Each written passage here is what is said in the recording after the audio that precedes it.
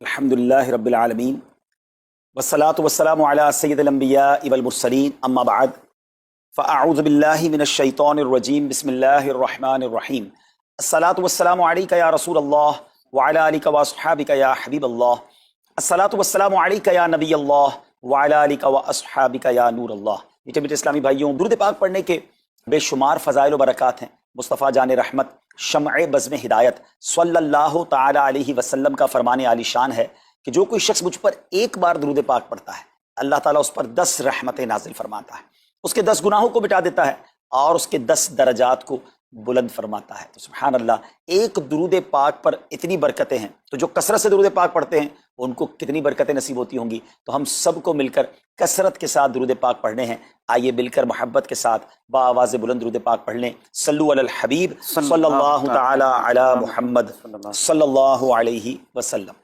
मीठे मीठे इस्लामी भाइयों, आज जो हमारा बयान का मौजू है कि रमज़ान का इस्तकबाल कैसे किया जाए, रमज़ान की प्रिपरेशन कैसे की जाए। देखिए, हमारे घर पे जब कोई मेहमान आता है हम उसकी तैयारी करते हैं, उसके लिए हम एक अच्छी यूँ समझिए कि प्रिपरेशन करते हैं, और जैसा मेहमान वैसी तैयारी। जिसके लिए दिल में ज़्यादा मोहब्बत होती है उसके लिए हम ज़्यादा तैयारी करते हैं। तो अब ज़रा आप सोचिए कि ऐसा मेहमान जो हमारी मग़फ़िरत करवाने आ रहा है, ऐसा मेहमान जो हमें बख्शवाने आ रहा है, तो फिर हमें उसके लिए कितनी कोशिश करनी चाहिए। तो आज यहाँ पर जो हम हाजिर हुए हैं, अल्लाह करे कि हम रमज़ान का सही मानों में इस्तकबाल करने में कामयाब हो जाएं। रमज़ान अल्लाह का एहसान है।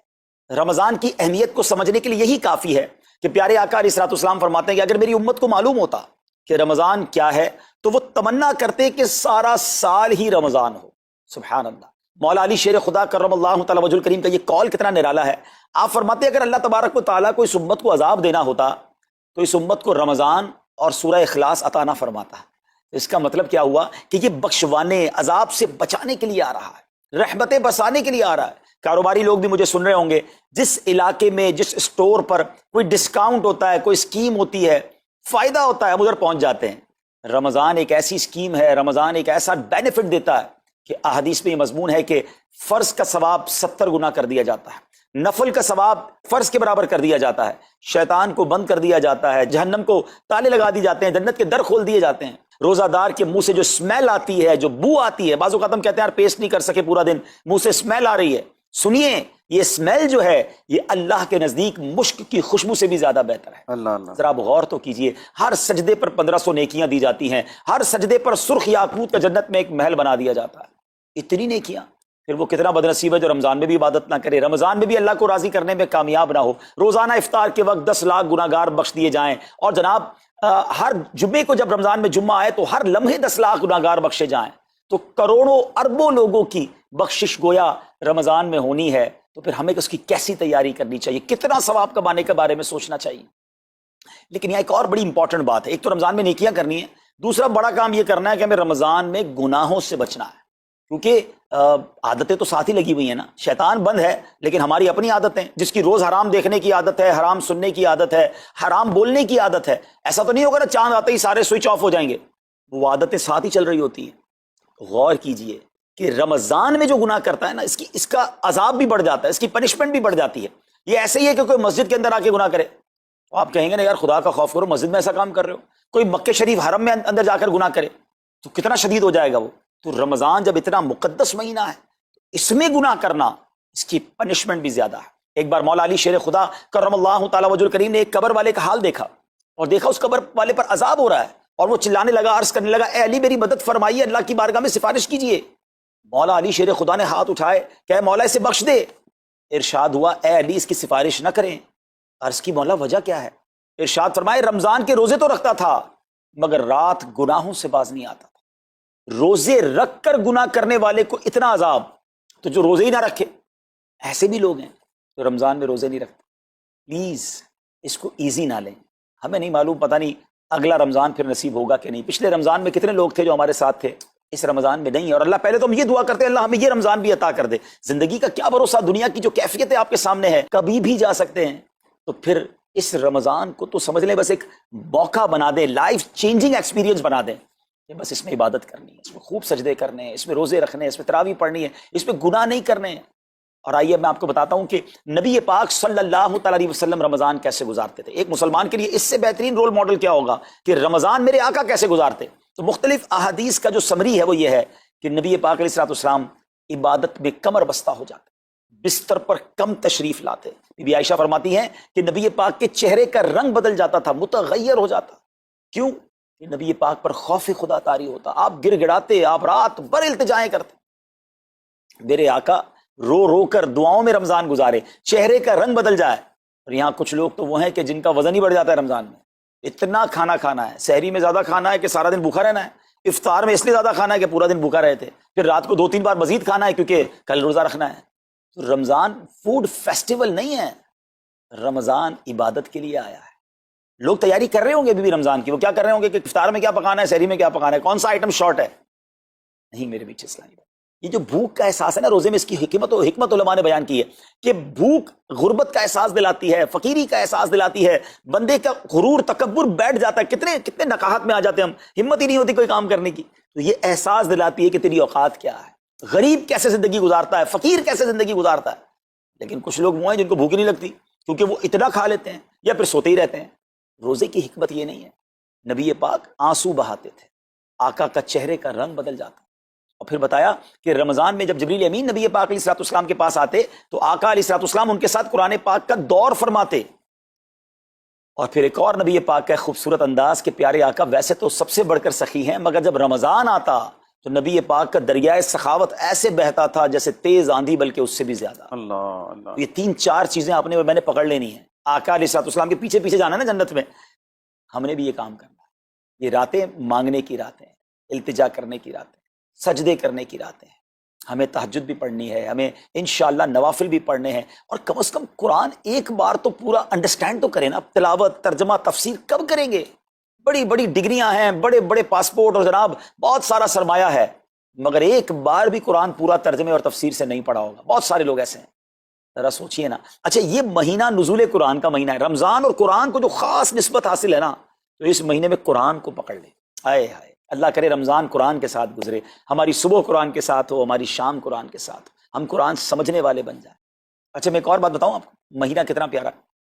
صرف اس مہینے میں قرآن نازل نہیں ہوا, باقی بھی جو 3 آسمانی کتابیں ہیں نا, زبور, انجیل, توریت, یہ بھی رمضان میں ہی نازل ہوئی ہیں. اللہ کریم نے ان تمام مبارک کتابوں کو نازل کرنے کے لیے رمضان کا مہینہ منتخب فرمایا.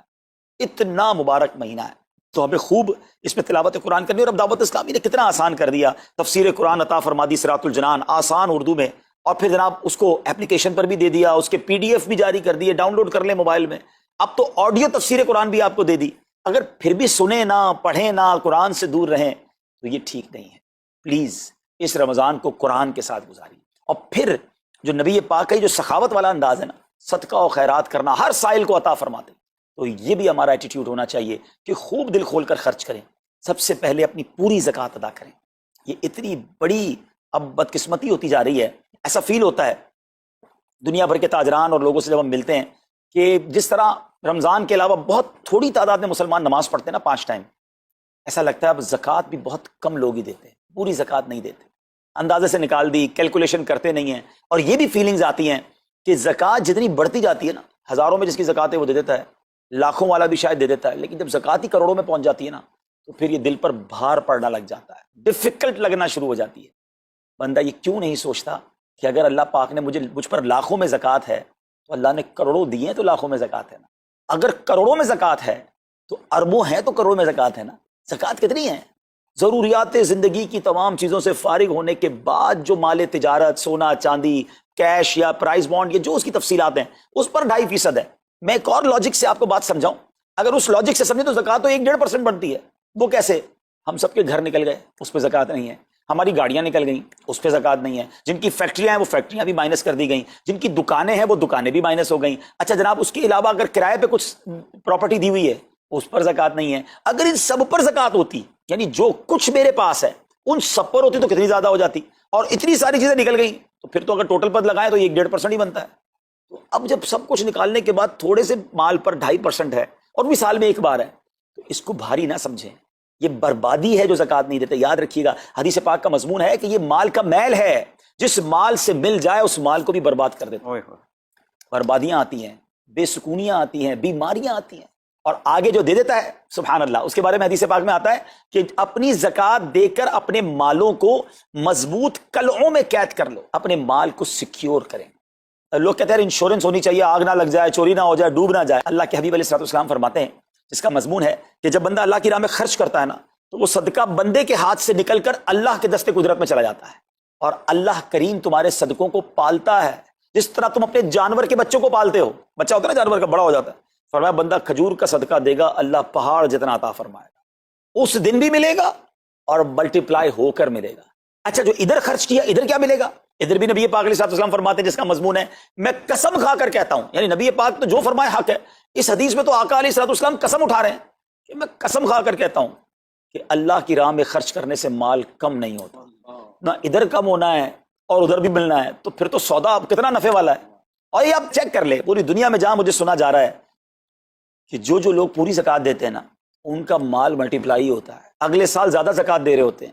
زیادہ زکوٰۃ کیسے ہو گئی؟ کیونکہ مال بھی بڑھ گیا، تو ادھر بھی بینیفٹ ہے ادھر بھی بینیفٹ ہے، نقصان کا سودا ہی نہیں ہے۔ پھر چاہتے ہو بلاؤں سے بچ جائیں تو روایتوں کا مضمون ہے کہ صدقہ بلا اور بندے کے بیچ میں آ جاتا ہے، بلا اترتی ہے صدقہ روک لیتا ہے، لڑائی کرتا ہے اس سے، اور بندے پر بلائیں اور پرابلمز اور ڈیفیکلٹیز آنے سے اسے روکتا ہے۔ تو اگر چاہتے ہیں کہ برائیوں کے دروازے بند رہیں، چاہتے ہیں کہ بری موت سے بچیں، چاہتے ہیں کہ رزق میں اضافہ ہو، چاہتے ہیں کہ بلاؤں سے بچیں، ادھر بھی مال میں اضافہ ہو ادھر بھی خزانے ملیں، تو اللہ کی راہ میں دل کھول کر خرچ کریں۔ اور یہ مہینہ it's the right month for generosity, یہ بہترین مہینہ ہے سخاوت کرنے کا، کیونکہ نبی پاک کا یہ انداز تھا کہ رمضان میں خوب سخاوت فرماتے۔ تو غریبوں کی مدد کریں، ایسی مدد کریں کہ چہروں پہ مسکراہٹیں آ جائیں، لوگوں کے دسترخوان اچھے ہو جائیں، ان کے گھروں میں بھی کچھ اچھے کھانے پہنچ جائیں۔ اور اس میں سب سے بہترین طریقہ یہ ہے کہ اپنے غریب رشتہ داروں کو آپ مدد کریں۔ اگر وہ مستحق ہے نا زکوٰۃ کے تو حق ہے کہ سب سے پہلے اپنے غریب رشتہ داروں کو دیں، پھر زکوٰۃ بچ جائے تو عاشقان رسول کی عظیم الشان بڑی تحریک دعوت اسلامی آپ کے سامنے ہے، جو دین متین کی خدمت کر رہی ہے۔ جامعۃ المدینہ ہیں، مدرسے ہیں،